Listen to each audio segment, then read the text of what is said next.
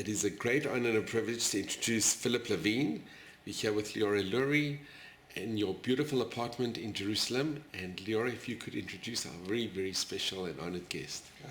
And my beautiful guest over here.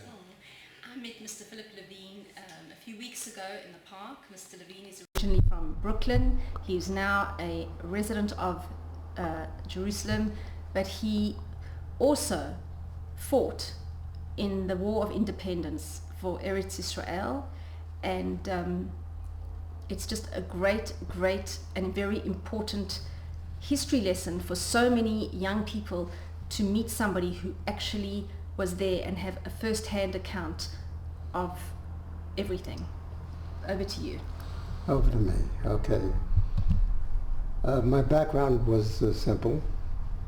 I was going to the yeshiva in Borough Park, and this was around the time of 1946, 45, 46.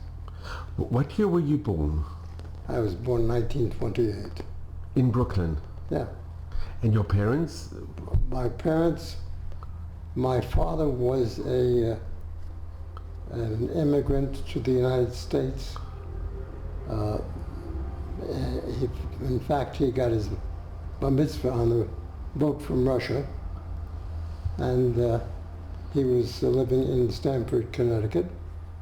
My mother was born earlier, or thereabouts, and she was living in Brooklyn to my grandfather, who had a textile business. Actually, he started under the bridge because he wanted to have a Jewish home and a Shabbat home, and he graduated to living and working in Borough Park. And your mother, was she born in America? I don't know where my mother was born. I never inquired, never cared. Anyway, so my father moved to Connecticut, and he went to Cooper Union, learned to be an architect, and then he also volunteered in 1917. My father met Jabotinsky and Ben-Gurion, etc., and volunteered to join the British Army. America was not yet in the war, and so in order to get into the Zion Mule Corps, he had to go to Canada. And from Canada he went with his cousin, he went to Israel, and he was stationed around El Arish, and he became a sergeant major in the British Army in 1917, 1918, etc.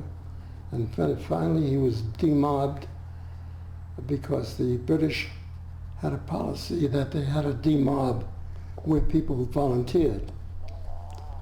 And so he was demobbed in Canada, and he went back to regular life in Connecticut until he married my mother. And my mother lived in Borough Park to this the Ain family.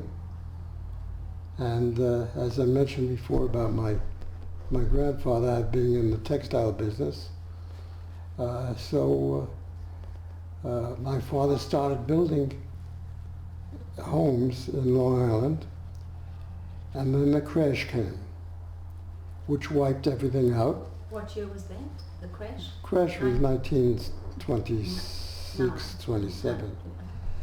At which time the insurance company paid my grandfather a huge sum of money every month, every year. He had 10 children, and he was told not to move out of the apartment because if you had a heart attack then, you had to take care of yourself. And so his company continued on. His son went into the business and of course screwed it up. And but anyway, so my father moved to Borough Park, where I lived and where I was brought up. My mother insisted that she lived right across from her father. Anyway, so I went to Hebrew school, Yeshiva Eitz Chaim, and we're going back to my heritage now. And my father loved Israel and wanted to move back there. He never made it until he was many, many years older. And so life at home was always about Israel. And so we were always interested. So in 1946, at the end of the war, the army was coming back, and they were bringing all kinds of goodies back. They were bringing back clothing, rifles, equipment that the army would use as keepsakes. And so I would collect all of that, and we would send it all over to Israel because of the army situation and the efforts of sending things to the army or the Palmach in Israel. Philip, can I just interrupt? We're talking about 46. During the war, during the Shoah, the Holocaust, did you know what was going on? We didn't know a goddamn thing. You didn't know? Nothing. It wasn't in the New York Times, it wasn't published? No, no, there was nothing. They never spoke about it at Yeshiva or at... As a matter of fact, my father-in-law, who lived in Flatbush, broke Shabbat with another rabbi and went around to shuls to tell them what was happening in Europe at that time. Anyway, getting back to my story. So I decided I was going to go to Israel. So I went to Land and Labor and I volunteered. And they said, okay, you have to get a physical, apply for a passport, telling them that you're going to go to France and come back. And we'll get you on a ship. In fact, we'll get you on a ship coming up that we're sending other boys over on the Marine Corps. Sorry, Mr. Levine. Fortunately, I never made the Marine Corps because all these guys who were on the Marine Corps were taken off in Beirut and were put in jail till the end of the war. Anyway, I couldn't get a passport.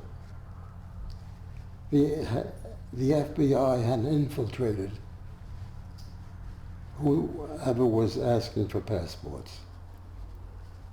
Not knowing what to do, I went back to Land and Labor. I said, what do I do? I said, well, we have a ship that we're outfitting at Pier 22 in Brooklyn. You can join that ship, become a crew member, and work on the ship. I said, okay. So my friend Stanberger was in the same situation. So Stan and I went to the ship, and we started to work on the ship. We cleaned up the ship. It was a ship that was built in 1895. It was built as a boat for a presidential yacht. It was built for President Teddy Roosevelt. Anyway, we worked on the ship. We It only had one boiler. It had a second boiler, which had blown up, which is why they were getting rid of the ship. Meanwhile, this was bought by people that were interested in getting a ship to sail over, and they maybe use it for bringing in immigrants. We worked on the ship day and night, cleaning it up, squabbing it, and getting everything ready, getting food. We got different oil and whatever we needed, and so we made our way.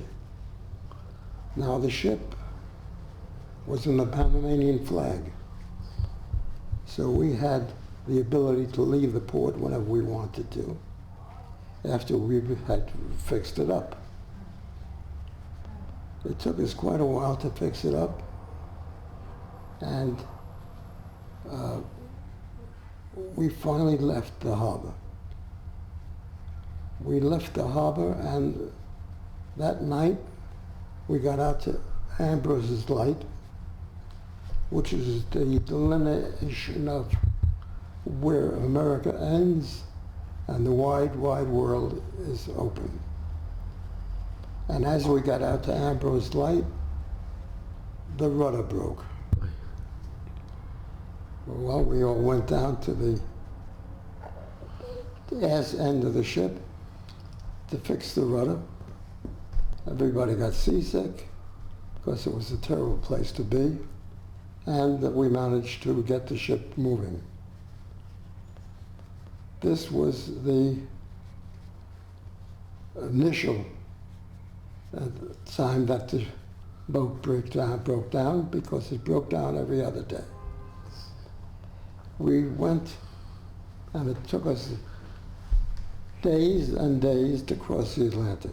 Can I just ask, did your parents know that you were leaving? They knew knew I was going, but they knew I was gone.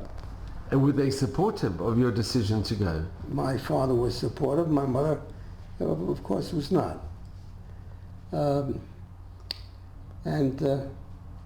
So we set sail, and finally we got to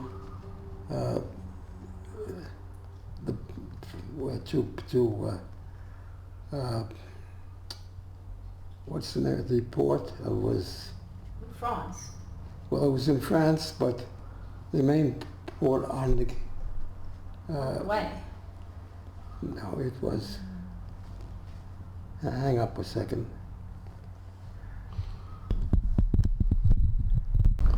So Philip, the ship went to Marseille in France. We were in Marseille, and there we were told that, first of all, Ben Gurion had already declared the state. So now it's 48. On our trip. We heard about it on the trip, that it had declared the state. The trip took that long. It was weeks at sea. And when we got to Marseille, we were told to get off the ship. The carpenters were coming on the ship to fix it up.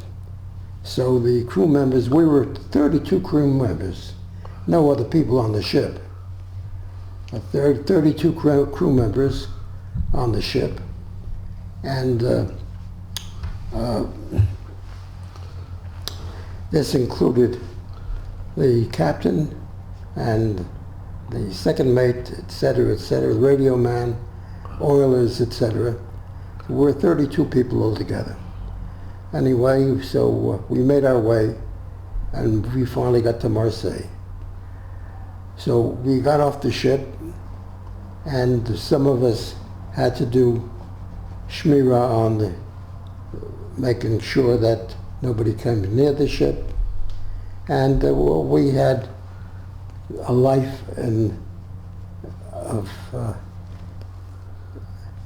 a in Marseille. One of the boys made friends with one of the local prostitutes, and she spent her days taking us around Marseille and visiting different places which were important there. We went to Chateau d'If, right out in the port, where they made the Count of Monte Cristo, etc. And she took us different places in Marseille.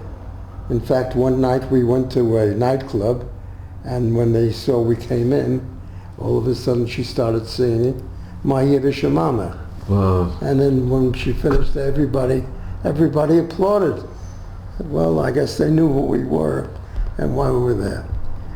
Anyway, while in Marseille, I went out to visit the local DP camp, which was a place that they kept all the people who wanted to get on the ship that were from different countries of the world, from Europe, from Germany, from old people that had been on the old Exodus, who were left behind. And so we saw them, and little did we know that they were going to be our customers. And were there Holocaust survivors in the DP camps? Anyway, we set sail. We were notified that we set sail, and we went down the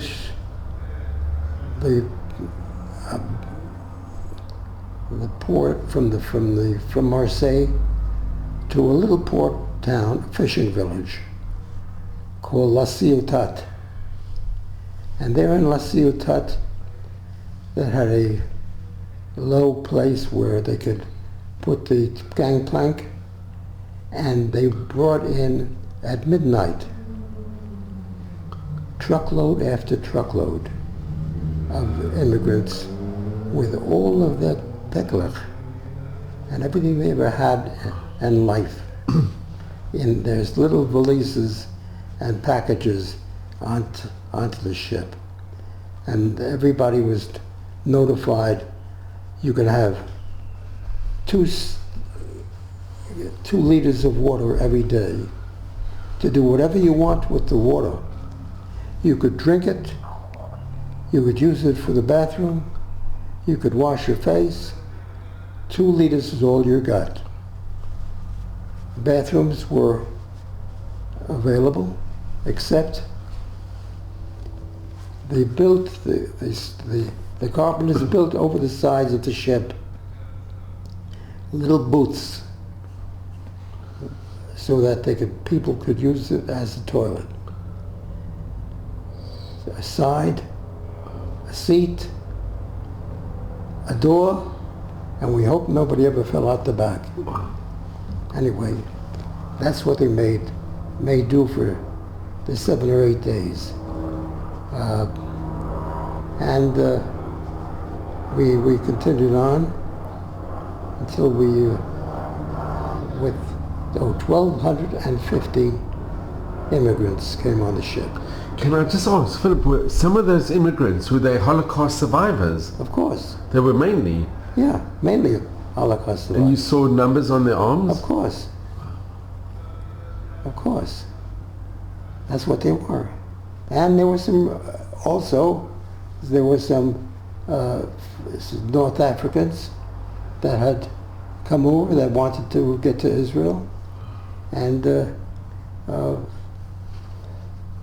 as a matter of fact, I met a fellow who was studying engineering, an Israeli who was studying engineering in France and who had just graduated, and he was going back to Israel.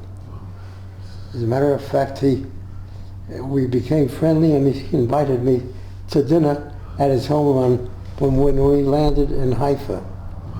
So I thought, wow, I saw the beautiful house that he had on top of the hill in Haifa. Beautiful view of the city.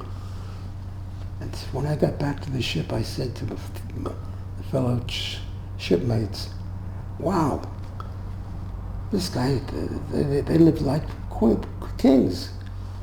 He said, well, where were you at? At Skippy's house? I said, yes. He said, well, no wonder the house was that way. Of course, he was the nephew of the electric company. What was the name of the... anyway, that was the beginning of the electric company. Wow. Yeah. Anyway, we were then bombed when we got to Haifa, and we left the ship, and we went further on to volunteer. So I went to volunteer, and Stanley was with me, Stanley Berger, and he was sent to work on the radar sets. He was building radar sets at the Weizmann Institute.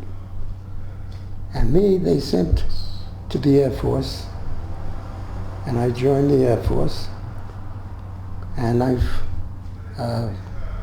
they then sent me to a course to learning how to decode, and I learned how to decode, and they sent me to a first location was Kibbutz Revivim.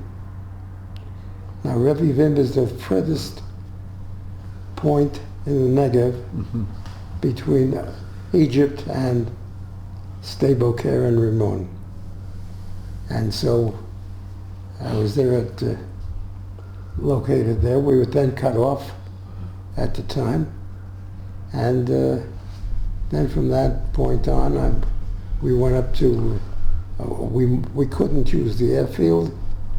I moved up to the Kibbutz Ruchama, where we had an airfield, and the planes would come in every night.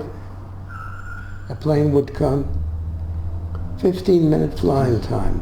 It was 7 minutes to fly up, 7 minutes to fly down, and 1 minute time, the distance. And there we would unload the plane. Then we would get food, we would have arms and everything else. And that was the bulk of my time. And then I was stationed in Beersheba after we took Beersheba. And I was located all over. Anyway, that was my time in Israel. And did you know Smokey Simon? Sure. He I was knew Smokey. He was from South Africa, and he was... Yes, he was a lovely guy. Yeah. He lived right near me. He lived in Herzliya Bituach. That's right.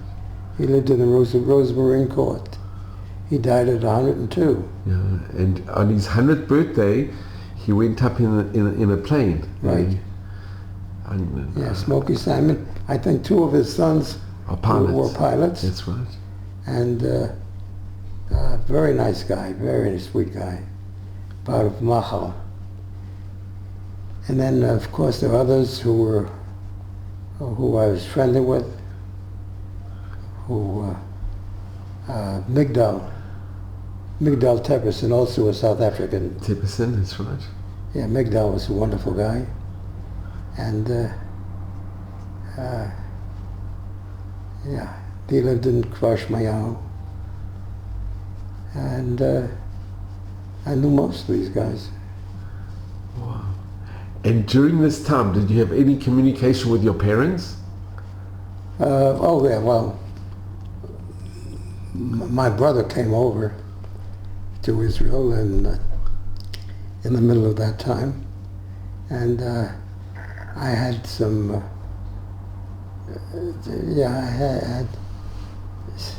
they knew where I was, and they actually, we were told not to let them know where we were. because we were not allowed to be there. Now, in order to get a passport, I had to apply back to get a passport to come back to the States. Because you left without a passport. Correct. So they asked me at the embassy to bring a letter saying that I was in the Army and that I did not swear allegiance, which was true, but I knew one of the girls who made up the letters, and I knew people that made up letters don't read them. So I said, listen, do me a favor, make up a letter saying that Philip Levine was in the Army or was not in the Army. Philip Levine was not in the Army and did not swear allegiance. That's all. And so that's what my letter said to the embassy. And so they issued me a regular passport. But it was a passport which is one way back to the States, and that was it.